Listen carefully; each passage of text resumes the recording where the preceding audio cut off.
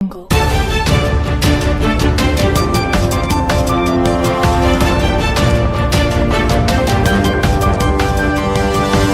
Audio jungle.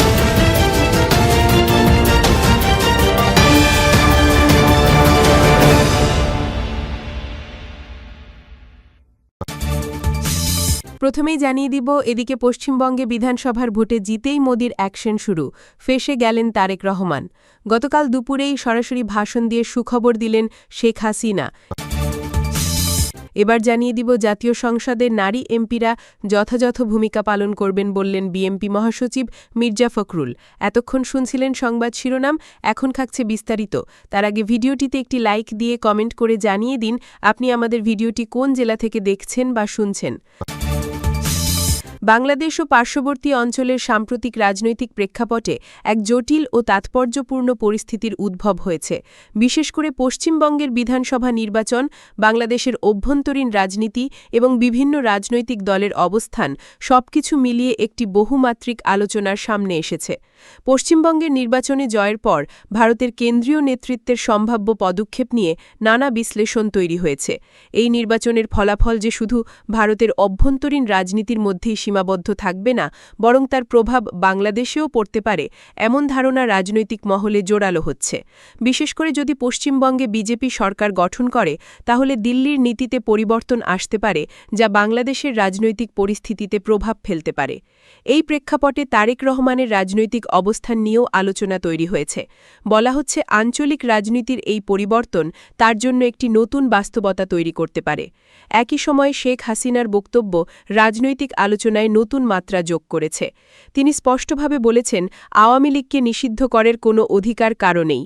তার ভাষায়, আওয়ামী লীগ ছিল, আছে এবং ভবিষ্যতেও থাকবে। তিনি আরও জোর দিয়ে বলেন, এই দল বাংলাদেশের মানুষের উন্নয়ন ও সমৃদ্ধির জন্য কাজ করে যাচ্ছে এবং 2041 সালের মধ্যে একটি স্মার্ট বাংলাদেশ গড়ে তোলার লক্ষ্য নিয়ে এগিয়ে যাচ্ছে। শেখ হাসিনার এই বক্তব্যে একটি দৃঢ় রাজনৈতিক বার্তা রয়েছে। এটি শুধু দলীয় অবস্থান নয়, বরং দেশের ভবিষ্যৎ উন্নয়ন পরিকল্পনার দিক নির্দেশনাও তুলে ধরে। তিনি আশাবাদ ব্যক্ত করেন যে জনগণের সমর্থন থাকলে এই লক্ষ্য অর্জন সম্ভব। অন্যদিকে বাংলাদেশের রাজনৈতিক অঙ্গনে আরেকটি গুরুত্বপূর্ণ বিষয় হল রাজনীতি করার অধিকার। বক্তব্যে স্পষ্টভাবে উঠে এসেছে যে এদেশের মানুষের রাজনীতি করার অধিকার রয়েছে এবং সেই অধিকার কেড়ে নেওয়া অন্যায়। গণতান্ত্রিক ব্যবস্থায় সব দলের জন্য সমান সুযোগ থাকা উচিত, এই নীতি এখানে প্রতিফলিত হয়েছে। রাজনৈতিক মতভেদ থাকলেও অধিকার হরণ কোনো সমাধান নয়, বরং তা আরও জটিলতা সৃষ্টি করতে পারে। জাতীয় সংসদেও এই বিষয়গুলো নিয়ে তীব্র আলোচনা ও উত্তেজনা দেখা গেছে। বিশেষ করে আওয়ামী লীগকে নিষিদ্ধ করার প্রশ্নে যে অবস্থান আগে বিভিন্ন বিরোধী দল নিয়েছিল, সেখানে এখন পরিবর্তনের ইঙ্গিত পাওয়া যাচ্ছে। নিষেধাজ্ঞার প্রত্যাহারের দাবি উত্থাপিত হওয়ায় সংসদে নতুন করে বিতর্ক শুরু হয়েছে। এই পরিস্থিতিতে জামায়াতের আমিরের বক্তব্য সংসদে উল্লেখযোগ্য প্রভাব ফেলেছে। তার বক্তব্যে যে রাজনৈতিক অবস্থান প্রকাশ পেয়েছে, তা সংসদের ভেতরে উত্তেজনা সৃষ্টি করে। এতে বোঝা যায়, দেশের রাজনৈতিক দলগুলোর মধ্যে মতভেদ এখনও প্রবল এবং বিভিন্ন ইস্যুতে অবস্থান দ্রুত পরিবর্তিত হচ্ছে। এই পুরো প্রেক্ষাপট বিশ্লেষণ করলে দেখা যায়, বাংলাদেশের রাজনীতি এখন এক গুরুত্বপূর্ণ সন্ধিক্ষণে দাঁড়িয়ে আছে। একদিকে রয়েছে আঞ্চলিক রাজনীতির প্রভাব, অন্যদিকে অভ্যন্তরীণ রাজনৈতিক অবস্থান ও দলগুলোর কৌশলগত পরিবর্তন। পশ্চিমবঙ্গের নির্বাচন এখানে একটি গুরুত্বপূর্ণ ফ্যাক্টর হিসেবে কাজ করছে, যা ভবিষ্যতে বাংলাদেশের রাজনৈতিক ভারসাম্যে প্রভাব ফেলতে পারে। সব মিলিয়ে বর্তমান পরিস্থিতি একটি গতিশীল রাজনৈতিক বাস্তবতার প্রতিফলন। এখানে প্রতিটি পদক্ষেপ, প্রতিটি বক্তব্য এবং প্রতিটি নির্বাচনী ফলাফল ভবিষ্যৎ রাজনীতিকে প্রভাবিত করতে পারে।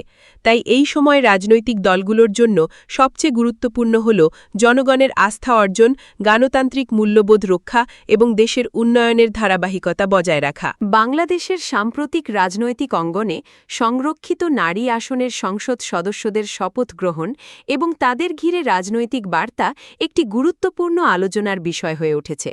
বিশেষ করে বাংলাদেশ জাতীয়তাবাদী দল বিএনপি এর পক্ষ থেকে এই বিষয়টি ঘিরে যে বক্তব্য এসেছে, তা দলীয় অবস্থান, ভবিষ্যৎ কৌশল এবং নারী নেতৃত্বের ভূমিকা সম্পর্কে একটি সুস্পষ্ট ধারণা দেয়। সোমবার ৪ মে রাজধানীর শেরে বাংলা নগরে দলের প্রতিষ্ঠাতা শহীদ প্রেসিডেন্ট জিয়াউর রহমান এবং সাবেক প্রধানমন্ত্রী বেগম খালেদা জিয়ার কবরে শ্রদ্ধা নিবেদন করেন বিএনপির সংরক্ষিত নারী আসনের নবনির্বাচিত সংসদ সদস্যরা। এ সময় উপস্থিত ছিলেন দলের মহাসচিব মির্জা ফখরুল ইসলাম আলমগীর। শ্রদ্ধা নিবেদন শেষে সাংবাদিকদের সঙ্গে আলাপকালে তিনি বলেন, সংরক্ষিত আসনে নির্বাচিত নারী সংসদ সদস্যরা জাতীয় সংসদে যথাযথ দায়িত্ব পালন করবেন, এমনটাই দলের প্রত্যাশা। মির্জা ফখরুল ইসলাম আলমগীর তার বক্তব্যে বলেন, জাতীয় সংসদে সংরক্ষিত আসনে আমাদের নারী সদস্যরা যারা নির্বাচিত হয়ে এসেছেন তাদেরকে সঙ্গে নিয়ে আমরা বিএনপির প্রতিষ্ঠাতা জিয়াউর রহমান ও দেশনেত্রী বেগম খালেদা জিয়ার কবর জিয়ারত করেছি। আমরা আশা করি জাতীয় সংসদে তারা যথাযথ ভূমিকা পালন করবেন। তার এই বক্তব্যে একদিকে যেমন দলের ঐতিহ্যের প্রতি শ্রদ্ধা প্রদর্শন করা হয়েছে, অন্যদিকে নবনির্বাচিত নারী সংসদ সদস্যদের প্রতি একটি দায়িত্ববোধের আহ্বানও তুলে ধরা হয়েছে। বাংলাদেশের জাতীয় সংসদে সংরক্ষিত নারী আসন দীর্ঘদিন ধরেই নারীর রাজনৈতিক অংশগ্রহণ নিশ্চিত করার একটি গুরুত্বপূর্ণ মাধ্যম হিসেবে বিবেচিত হয়ে আসছে।